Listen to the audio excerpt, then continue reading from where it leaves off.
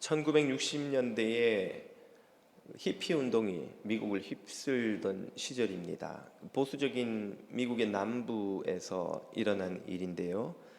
대학 캠퍼스에서 한 히피 청년이 전도를 받아 예수님을 믿었습니다.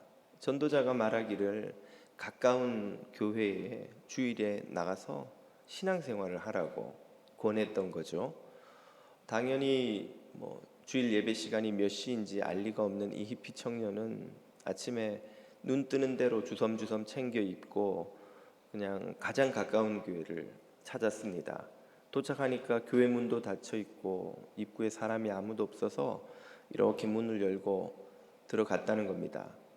그 교회는 그 인근에 있는 중산층 교인들이 주일이면 깨끗한 정장을 차려입고 1시간 반이 넘는 예배 시간 동안 정자세로 아주 경건하게 예배를 드리는, 그 바늘 하나 떨어지는 소리도 나지 않는 그런 분위기의 교회였습니다. 한참 목사가 설교를 하고 있는데 갑자기 현관문이 끽 하고 열리면서 누군가가 들어오니까 어떻게 되었겠습니까? 교인들이 다 일제히 고개를 돌려서 도대체 이 시간에 예배에 들어오는 교인이 누군가 하고 돌아본 것이죠. 그랬더니 머리는 펑크 스타일을 하고 막 다 찢어진 청바지에 셔츠에 슬리퍼를 끈 막 수염을 이렇게 기른 히피 청년이 예배당에 입구에 서 있는 겁니다. 다들 어쩐 일인가 하고 쳐다보는데 이 청년이 앉으려고 보니까 크지 않은 예배당에 앉을 자리가 없는 거예요. 그래서 쭈삣쭈삣 빈자리가 없나 하고 두리번거리면서 제일 앞자리까지 왔는데 앞에도 자리가 없어요. 어떻게 해야 될지를 몰랐던 이 청년이 교회를 처음 와봤으니까 자기가 뭘 어떻게 해야 할까 생각하다 그만 이 앞자리에 털썩 주저앉았습니다. 앉아서는 그냥 목사를 이렇게 쳐다보고 있으니까 설교하다 중단한 목사도 당황하고 교인들도 이 상황을 어떻게 해야 하나 다들 긴장하고 있었습니다. 그랬더니 예배당 저 뒤편에 앉아있던 한 백발이 성성한 은퇴장로 한 분이 자리에서 일어나시더니 그 가운데 통로로 걸어서 그 청년에게 가는 것입니다. 교인들이 생각하기를 이 은퇴 장로님이 저 청년에게 예의를 가르치려는 거구나. 아무것도 모르는 저 청년에게 교회는 이렇게 예배 중에 들어와서 이런 데 앉는 게 아니라고 좀 가르쳐 주시려는 거구나. 이렇게 생각하고 그 장면을, 그 은퇴 장로를 보고 있었던 것이죠. 그 은퇴 장로가 청년 곁으로 오더니 불렀습니다. 이복의 젊은이. 이 젊은이도 당황해서는 고개를 들어서 은퇴 장로를 이렇게 물끄러미 바라보았습니다. 그 청년과 눈이 마주치자 그 은퇴 장로가 뭐라고 이야기를 했을까요? 그러는 겁니다. 이복의 젊은이, 나도 늘 여기 앉아서 예배를 한번 드려보고 싶었어. 그러더니 그 젊은이 옆에 털썩 주저앉는 거예요. 그리고 고개를 들어 목사님을 이렇게 바라보니까 그제서 정신이 든 목사가 설교를 계속 이어갔습니다. 이 이야기는 읽을 때마다 또 나눌 때마다 참 마음에 감동이 있습니다. 참 좋습니다. 이 은퇴 장로의 모습이야말로 낮은 자의 자리로 주님을 본받아 내려가는 성육신의 그것이 아니고 무엇이 없겠습니까? 그 젊은이도 교인들도 누구도 당황시키지 않고 모두를 배려하는 지혜가 아니고 무엇입니까?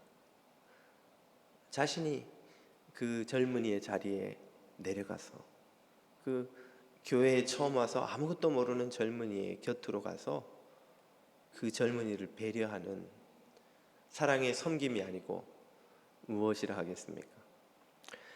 이 이야기는 동시에 당시 미국 교회가 미국 사회를 거세게 흔들던 히피 운동을 어떻게 대했는지와 그 결과를 또 동시에 보여주기도 합니다. 1970년대에 이 젊은 히피 젊은이들에게 예수님을 전하자는 지저스 무브먼트가 일어났습니다. 이 지저스 무브먼트를 대하는 기성교회의 입장은 둘로 나뉘었습니다. 전자는 보수적인 교회들로서 젊은이들에게 복음을 전하는 것은 좋지만 그들이 교회에 들어오려면 그런 모습으로 어떻게 들어오겠느냐, 머리도 좀 단정하게 하고 몸에 이런 거 문신 좀 지우고 우리처럼 단정한 옷을 입고 예절을 배워야 해, 그 젊은이들은. 그리고 우리가 부르는 찬송, 우리가 드리는 이 예배에 익숙해져야지.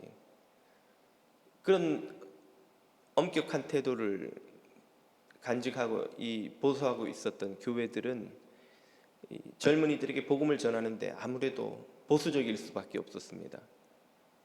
그러나 또 다른 무리들은, 척 스미스와 갈보리 채플 같은 교회는 이 히피 젊은이들을 더 적극적으로 전도해야 한다고 믿었습니다. 아니, 예수 믿는데 예수님을 알면 되지. 복장이 뭐 그리 문제요? 머리가 뭐 그리 문제요? 예의가 뭐 그리 문제냐? 우평강도가 정장 차려입고 예수님한테 구원받았냐? 세리와 죄인들이 예의와 절도를 배우고 주님에게 와서 구원받았냐? 뭐가 그들을 주님께로 오는 걸 가로막을 수 있단 말이냐? 그리고는 그들을 있는 모습 그대로 수용하고 오히려 교회가 더 적극적으로 나서서 그 히피들의 문화를 교회에 수용해야 한다고 주장하고 교회 예배를 그들의 문화적인 코드로 다 바꿔버렸습니다. 히피들이 이 갈보리 채플을 비롯한 그 열린 교회들을 통하여서 수천 명씩 교회에 쏟아져 들어왔습니다. 교회당에서 도저히 세례를 베풀 수가 없어서 바닷가로 다 오라고 해놓고 거기서 수천 명씩 세례를 베푸는 놀라운 열매도 일어났습니다. 젊은이들은 자신들이 부르던 히피 음악을 그대로 교회로 가지고 와서 자신들이 쓰던 악기를, 그때까지만 해도 교회에서 꿈에도 생각해보지 못했던 기타나 드럼을 치고 연주하면서 교회에서 노래를, 찬양을 부르기 시작했습니다. 자기들이 부르던 히피 음악에 그대로 찬송의 가사를 붙여서 찬송가라고 부르기 시작했지요.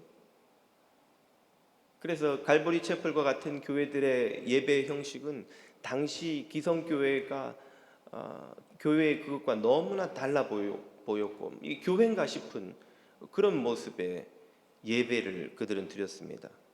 그들이 부르던 찬양은 오늘날 미국 기독교 음악계의 주류 메인스트림이 되었죠. Contemporary Christian Music, CCM이라고 부르는 이 현대 기독교 음악이 다 그 당시 히피 음악에 뿌리를 두고 있습니다. 그 히피 뮤지션들이 오늘날 교회 음악의 리더로서 성장해서 여러 곳에서 여러분 잘 아시는 마라나타 뮤직을 비롯한 많은 뮤지션들과 음악 단체들을 배출했습니다. 그들이 부르던 노래를 오늘날 새 찬송가에서도 우리가 부를 수 있어요.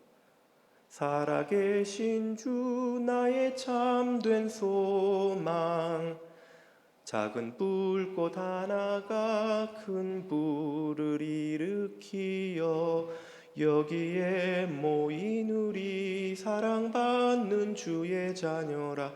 다 찬송가에 들어와 있습니다. 오늘날 1.5세, 2세 젊은이들이 모여서 예배드리는 교회 가면 전부 이 히피 음악의 뿌리를 둔 CCM으로 그들의 예배를 처음부터 끝까지 다 부르고 예배하고 해요.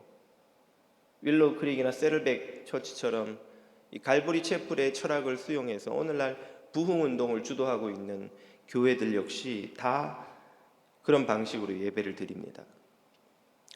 반면 그 히피 전도에 소극적이었던 교회들은 어떻게 되었을까요? 그들은 히피만 교회 안에 들어오지 못하게 막은 것이 아니라 교회에 남아있던 소수의 젊은이들까지 다 떠나가게 만들었습니다. 많은 미국 교회가 문을 닫거나 문을 닫기 위해 대기하고 있습니다. 얼마 남지 않는 장년들, 그 중에서도 대부분은 은퇴자들로 구성된 교회들이 오늘날 미국 전역에 얼마나 많은지, 미국의 주요 교단들이 그런 교회들의 목사를 파송하지 못해서 UMC에 속한 우리 교제하는 목사님들 이야기를 들어보면 목사님 한 분이 지역교회 2곳에서 3곳을 동시에 목회해요. 백인 회중인데도 거기 갈 백인 목사도 없고, 그래서 한인 목사가 영어가 좀 어설픈데도 불구하고 교단에서 파송하는 거예요. 가보니까 아침에 이 교회, 점심에 저 교회, 저녁에 이 교회, 3개 교회를 섬기는데 다 은퇴자들 뿐이에요. 다 백발이 성성한 어르신들만 20명, 30명씩 앉아가지고 영어가 안 되는 한국 목사의 설교를 들으면서 계속 아멘, 아멘 주무시기도 하고, 한국에서 공부하러 온 지 얼마 안 되는 목사의 영어가 얼마나 귀에 들리겠어요. 그래도 그냥 그분들은 이 목사도 마저 없으면 우리 장례 치러줄 목사도 없어, 그렇게 목회를 한다는 거예요. 왜? 교인도 없고 그 교회 가려는 목사도 없고. 이 교회들의 문제는 무엇이었을까요? 문화적 거부감 때문에 예수님이 가르쳐 주신 이 교훈을 깨닫지 못한 것이죠. 그 교훈이 뭔데요? 바로 오늘 본문이 우리에게 주시는 가르침입니다. 오늘 본문은 예수님을 향한 비난으로 시작하죠. 한 무리의 사람들이 예수님에게 와서 비난하기를, 세례 요한의 제자들과 바리새인들은 대속죄일이 되면 조상들의 죄를 회개하는 금식을 하는데 왜 예수님과 당신의 제자들은 금식하지 않느냐고 비난합니다. 그에 대해 예수님은 뭐라 답하십니까? 그 조상들의 죄를 씻어주실 메시아가 왔는데 금식하고 있을 때냐? 기뻐해야 할 때지. 메시아가 오심으로 새 시대가 열렸다는 사실을 선포하셨습니다. 내가 너희 조상들의 죄뿐 아니라 너희들의 죄까지 모두 씻어주기 위해 왔으니 지금은 축제를 벌여야지. 너희들도 금식할 때가 올 것이다. 그때는 내가 십자가를 지고 고난받을 때에, 그때가 되면 어차피 금식하게 될 것이고, 그것은 더 이상 조상들의 죄를 슬퍼하기 위함이 아니라 그리스도의 희생을 기념하기 위함이라는 완전히 새로운 의미의 금식을 하게 될 날이 올 것이다 라고 가르치시죠. 그러면서 2개의 비유를 들려주십니다. 옷을 고치는 비유, 포도주를 가죽 부대에 담는 비유입니다. 첫 번째 비유에서는 당시 사람들이 입던 배옷에, 옷을 오래 입으면 해지죠. 구멍이 나죠. 그 구멍을 막기 위해서 새 그 배 조각을 갖다 붙여서 수선을 하면 어떤 일이 벌어지느냐는 거예요. 입던 옷은 이미 여러 번 빨래를 했으니까 옷이 충분히 이 수축을 해버린 거예요. 옷 빨면은 줄잖아요. 그런데 새 배 조각을 갖다 붙여서 그 옷을 입으면 더 이상 수축되지 않는 옷에 이제 막 수축되기 시작한 새 배 조각이 그 잡아당겨서 기운 데를 다 뜯어버리게 만들지 않냐는 거죠. 결국 배 조각도 버리고 옷도 더 구멍이 커지고 옷을 버리게 된다는 거예요. 2번째 비유는 가죽 부대의 비유입니다. 새 술은, 새 포도주, 발효가 많이 되어서 팽창이 됩니다. 이 새 포도주는 함께 신축성이 있어서 늘어나기 쉬운, 늘어나는 성질이 있는 새 가죽 부대에 담아야 그 새 술의 발효와 팽창을 새 가죽 부대가 버텨낼 수 있는 거예요. 낡은 가죽 부대는 이미 팽창을 다 했기 때문에, 뻣뻣하게 굳어버렸기 때문에 더 이상 팽창하지 않죠. 거기에다 새 포도주를 가득 채워서 막아서 보관하면 이 새 포도주의 발효와 팽창의 그 힘을 낡아버린 옛날 가죽 부대가 버티질 못해서 터지겠죠. 그럼 가죽 부대도 버리고 술도 다 쏟아지고 술도 못 쓰고 가죽 부대도 못 쓰고 그런 일이 벌어지는 거죠. 그러므로 새 술을 담으려면 새 가죽 부대를 준비하라고 말씀하십니다. 이 술과 가죽 부대가 의미하는 바가 무엇입니까? 변화하는 새 시대를 맞이하기 위해선 그 시대에 맞는 관점, 새로운 태도, 새로운 방식의 대응이 필요하다는 것입니다. 그렇지 않으면 터지는 가죽 부대처럼 그 새 시대를 감당하지 못해서 그것이 개인이든 공동체든 사회든 망한다는 거예요. 몰락한다는 거예요. 2000년대 초반까지만 해도 미국에서는 영화를 보려면 극장을 가거나 아니면 집에서는 DVD를 빌려봐야 했습니다. 여러분, 당시에 그 동네마다 있었던 DVD 대여점, 혹시 미국에 일찍 오신 분들은 기억하실지 모르겠어요. 미국 전역에 10,000개가 조금 안 되는 그 많은 그 DVD 대여샵을 가지고 있었던 블록버스터라는 업체 기억하시죠? 절대 강자였습니다. DVD 대여점을 휩쓸던 업체였죠. 그 업체와 비교도 안 되는 조그마한 후발주자가 1997년에 창업을 해서 부지런히 쫓아가는 회사가 있었어요. 이름하여 넷플릭스.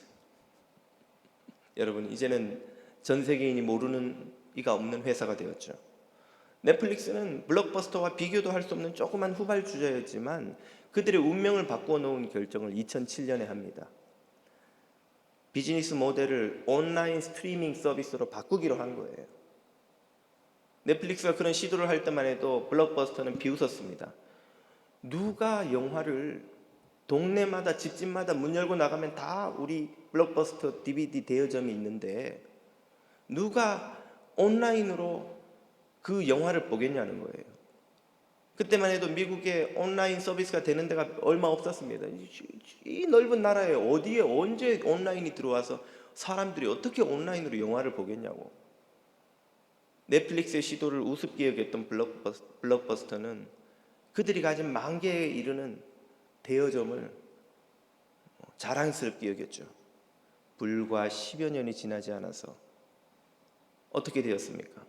오늘날 넷플릭스는 전 세계인이 보는 OTT 서비스의 절대 강자가 되었습니다. 디즈니 플러스나 다른 후발주자들이 쫓아오지만 원래 그런 이런 엔터테인먼트 회사로 넷플릭스와 비교도 할 수 없는 명성을 가진 회사들이지만 오히려 다 넷플릭스에게 지고 있잖아요. 미국의 프라임 타임의 온라인 트래픽의 3분의 1을 넷플릭스가 차지한다는 통계도 있습니다. 넷플릭스가 그렇게 10여 년 만에 절대 강자로 탈바꿈하는 동안 미국의 DVD 대여 시장을 휩쓸고 있던 블록버스터는 어떻게 되었을까요? 망했어요.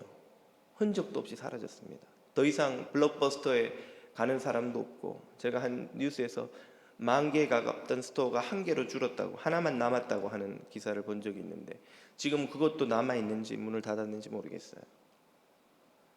변화하는 새 시대에 맞춰서 새 가죽 부대를 준비하지 못하면 터져버리는 거예요. 망하는 거예요. 우리 미주 한인교회도 1960년대 미국 교회가 직면했던 도전 앞에 있다고 하겠습니다. 히피 운동처럼 사회를 요란스럽게 만드는 그런 변화는 우리 눈앞에 보이지 않지만 이미 오래전부터 한인교회 교육 관련 지도자들은 다 한결같이 사일런트 엑소더스, 조용한 탈출이 미국 교회, 한인교회, 사실은 미국 교회도 마찬가지예요. 벌어지고 있다고 다들 이구동성으로 외쳐왔습니다. 지금 미주 한인교회, 한국교회도 마찬가지예요. 절반 이상의 교회가 교육부와 청년부가 없어요. 옛날에는 교회는 젊은이들이 가는 곳이었습니다. 제가 한국에서 망우동에 있는 그 망우교회 청년부 목사로 섬기는데 저희 집에서 교회 가는 길 중간에 큰 사찰이 하나 있었어요. 그 길 가다 보면 항상 그 스님 댁도 근처였는지 항상 그 승복 입은 스님을 마주치는 거예요. 딱 보면 알잖아요. 그분은 이 사찰 스님이구나. 근데 저희는 뭐 평상복을 입고 있으니까 그분이 저를 알 리가 없는데 몇 번 지나치다 눈이 마주쳐서 인사를 하고 나니까 그분이 금방 알아채더라고요. 여기 목사님 아니시냐고. 어떻게 하셨냐고. 동종업계에 있는 사람들끼리 뭐 이렇게 통하는 게 있나 봐요. 딱 보더니만 목사 아니냐고 바로 알아차리더라고요.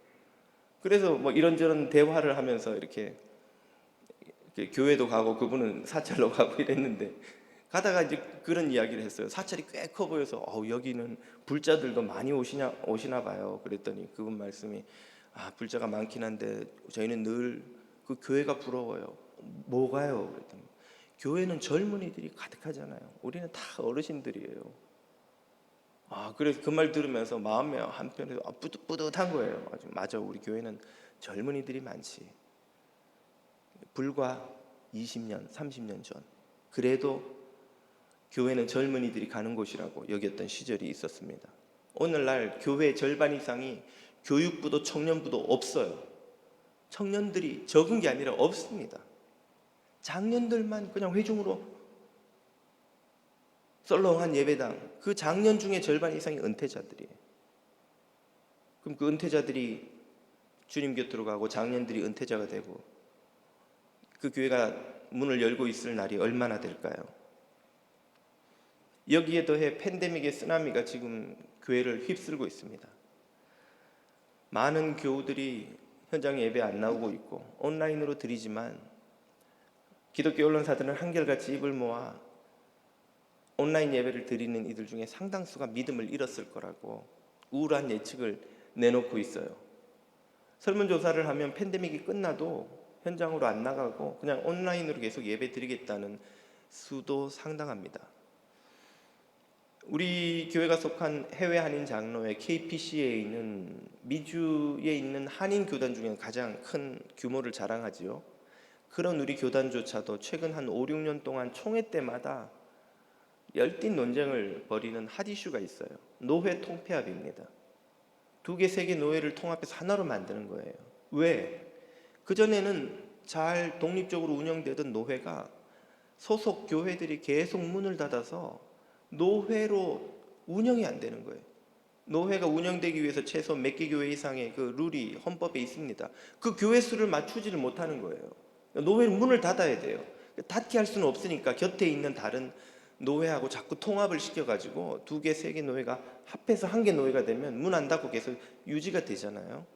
그거 하느라고 5, 6년째 지금 악의를 벌이고 있어요. 이렇게 해야 된다, 아니다, 좀 더 도와줘서 살려보자 막 이러고 있는데 그건 팬데믹 터지기 전의 이야기입니다.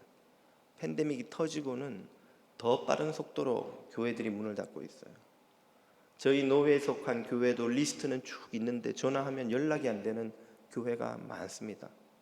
왜 연락이 안 될까요? 문 닫은 거예요. 우리 교회 문 닫았습니다. 원래는 폐쇄 신청을 노회에 하고 허락을 받아야 되지만 뭐가 좋다고 우리 문 닫습니다. 그걸 노회에다가 신청하고 허락받고 하겠어요. 그냥 어느 날 소리 소문도 없이 문 닫고 교회가 사라지는 거예요. 팬데믹으로 더욱 가속화되고 있습니다.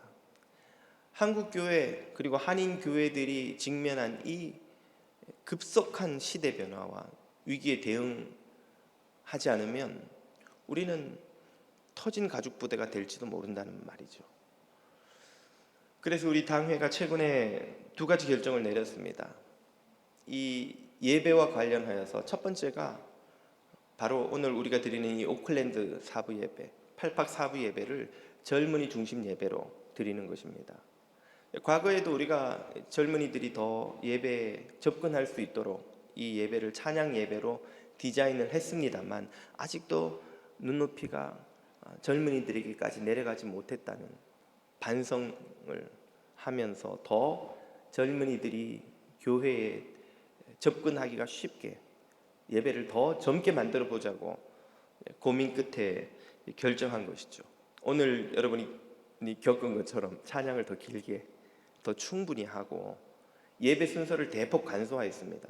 사도신경, 주기도문, 대표기도도 하지 않고 찬양하고 다 함께 기도하고 말씀 듣고 축도하고 끝내는 거예요. 사도신경도 없고 주기도문도 없고 그게 대표기도도 없고 그게 예배야? 그런 의문이 드는 분들도 계실지 모르겠습니다. 근데 이런 예배를 저는 20살 때부터 대학 선교단체에서 드렸었어요. 그렇게 드린 공동체에서 목사도 나오고 선교사도 나오고 세계 각곳에 흩어진 교회 일꾼들이 다 나왔습니다. 지금도 1.5세, 2세들이 세운 교회들에 가보면 다 이렇게 예배드려요. 앞서 소개했던 세를백 처치나 윌로우 크릭 처치처럼 미국 부흥운동을 이끌고 있는 교회들도 다 이렇게 예배드립니다. 그곳엔 젊은이들이 가득하죠. 그럼 그들이 우리보다 믿음이 부족하고 우리보다 헌신이 부족하다고 말할 수 있겠습니까? 예배 본질은 하나님을 높이는 것입니다. 경배함이죠. 예배의 순서, 형식, 음악, 장르 혹은 복장 이런 방식은 다 문화적인 거예요. 어느 것이 더 우리에게 편안하고 익숙해서 하나님 경험을 하는 데에, 하나님을 만나는 데에 걸림이 되지 않느냐가 중요한 것이지, 그 중에 뭘 택하느냐가 중요한 게 아닙니다. 우리 기성세대가 찬송가를 많이 부르는 이유는 찬송가 부를 때 아무 의식 없이 그 곡조와 가사에서 하나님을 집중해 경험할 수 있기 때문인 거예요. 젊은 세대들이 CCM을 많이 부르는 이유는 그들이 찬송가보다 더 CCM을 통해서 하나님을 경험하기가 쉽기 때문인 거예요. 어느 것이 더 우월하거나 열등하거나 한 게 전혀 없습니다. 문화적인 겁니다. 문화적인. 우리 교회는 감사하게도 어르신부터 영아에 이르기까지 전 세대가 다 어우러서 함께 신앙생활하는 교회지요. 그래서 우리는 전통 예배도 1, 2, 3부를 가지고 있어요. 그래서 8박 4부, 어클 4부를 좀 더 젊은이들의 눈높이에 맞게 디자인하고자 이런 변화를 시도하는 겁니다. 두 번째는 우리 오클 4부 예배는 특별히 영상 중심 예배로 새롭게 디자인을 하기로 했습니다. 이 말은 지금까지 가지고 있던 예배 컨셉을 좀 바꾼다는 뜻인데요. 우리는 현장 예배를 주로 드리면서 여기에 오지 못하는 지금은 팬데믹 때문이지만 영상으로 예배를 보는 분들에게 예배 실황을 중계하고 있죠. 현장 예배 위주고 영상이 일종의 보조 장치라면 앞으로 영상 전달이 현장에서의 예배 못지않은 중요도를 가지도록 예배의 이 장소와 예배 영상 전달의 시스템을 쉽게 말해 업그레이드 하겠다는 겁니다. 온라인으로 예배 드리는 사람도 마치 현장에 온 것처럼 생생하게 예배를 경험할 수 있도록 그렇게 디자인하겠다는 뜻이죠. 이런 변화는 예배 순서 간소화보다 훨씬 긴 시간과 재정의 투자 또 에너지의 투자가 필요합니다. 일단 저희 당회원들이 생각하고 있는 것은 여기 벽에 붙어 있는 3개의 카메라를 떼고 이제 해상도가 높은 라이브 카메라를 여기 강단 앞으로 새로 설치하는 것을 생각하고 있고요. 그리고 무빙 카메라도 한 대 운용하려고 합니다. 그리고 저희가 이 뒤에 있는 프로젝터의 그 퀄리티가 지금 많이 떨어지고 계속 라이트이 나가서 얼마 전에도 LED로 한번 바꾸려고 생각은 했었어요. 그런데 이번에 저희가 새롭게 의논을 해서 이걸 LED TV로 바꾸지 말고 그냥 LED 패널로 이 강단 뒤를 다 이렇게 완전히 그 강단 자체를 좀 무대처럼 스테이지처럼 꾸미는 그런 방식의 변화를 시도하려 합니다. LED가 이렇게 바로 제 뒤로 쭉 길게 이어져서 예배를 돕기도 하고 예배 실황을 중계하기도 하는 그런 역할을 하는 것이죠. 그래서 예배의 영상과 음향과 또 우리 월십 팀까지 모두 다 영상 예배로도 충분히 메시지가 전달되고 예배 경험을 하고 하나님을 만나도록 할 수 있도록 이 시스템을 바꾸자는 것이죠. 이것은 그렇게 그런 시도를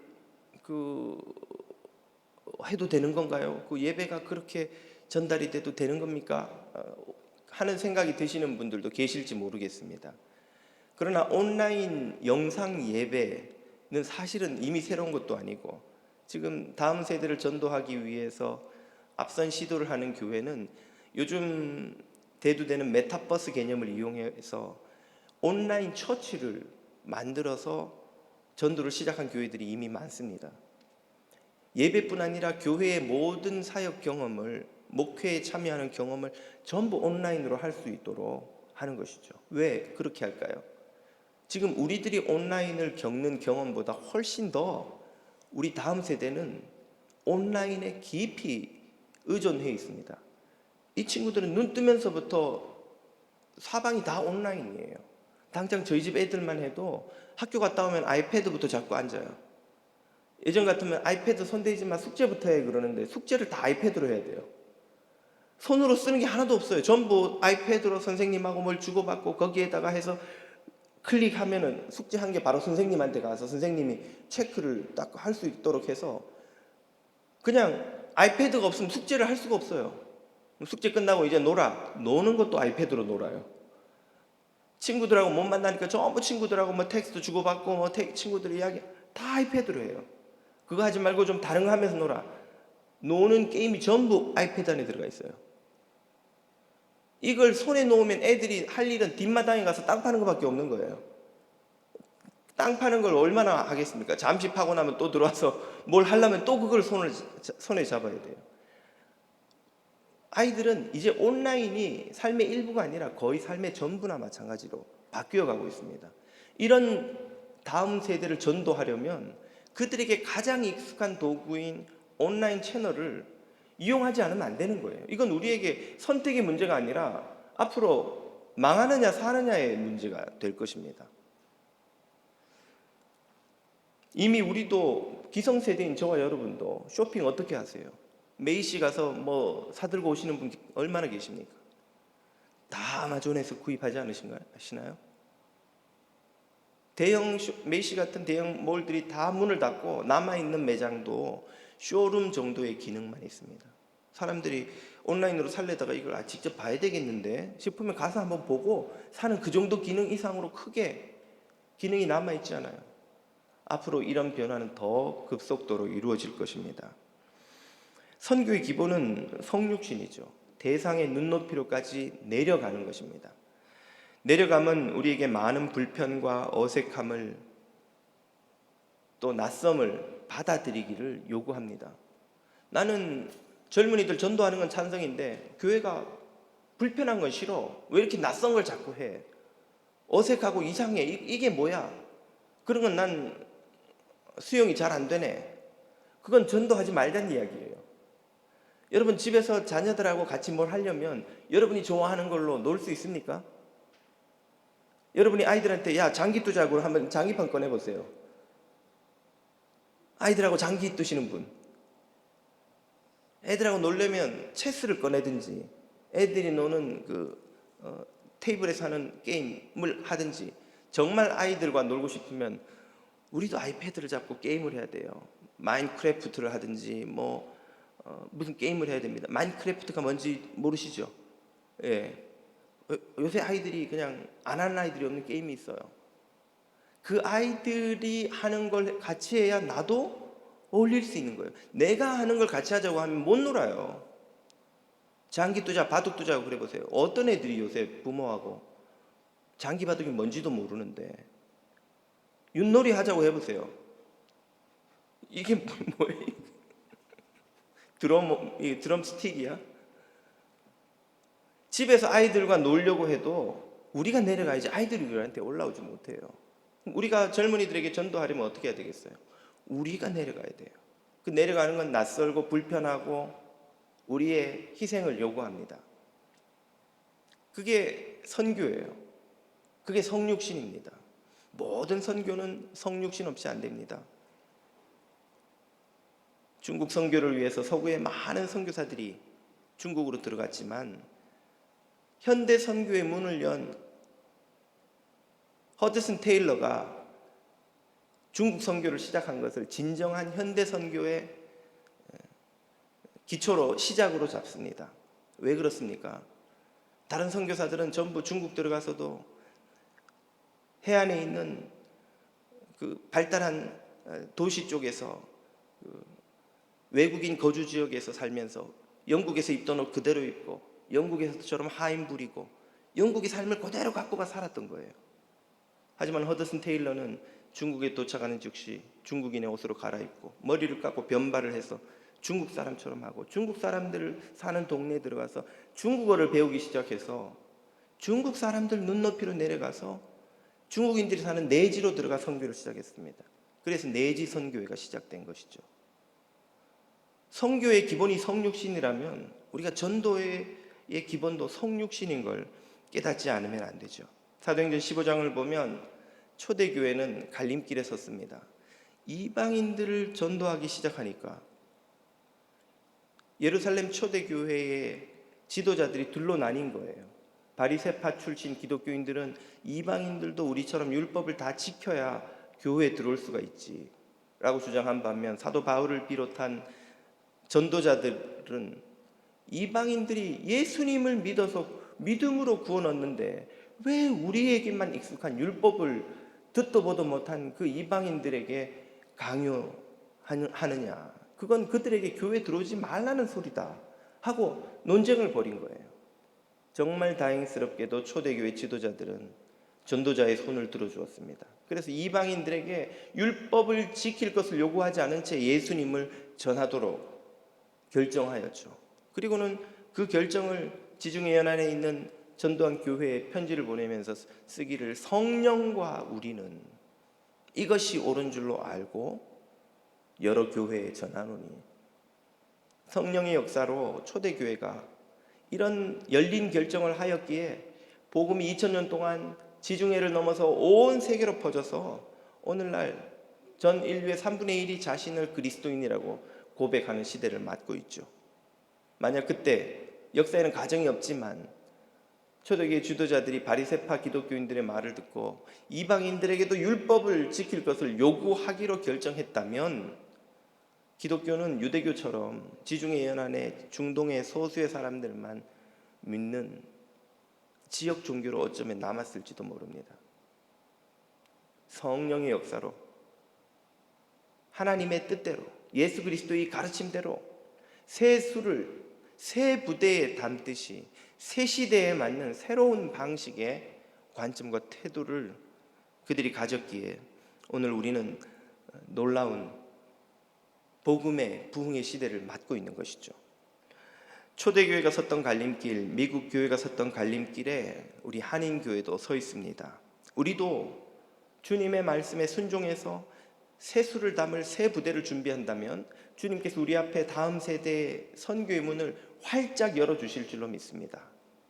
우리 앞에 선교의 고속도로를 열어주실 줄로 믿습니다.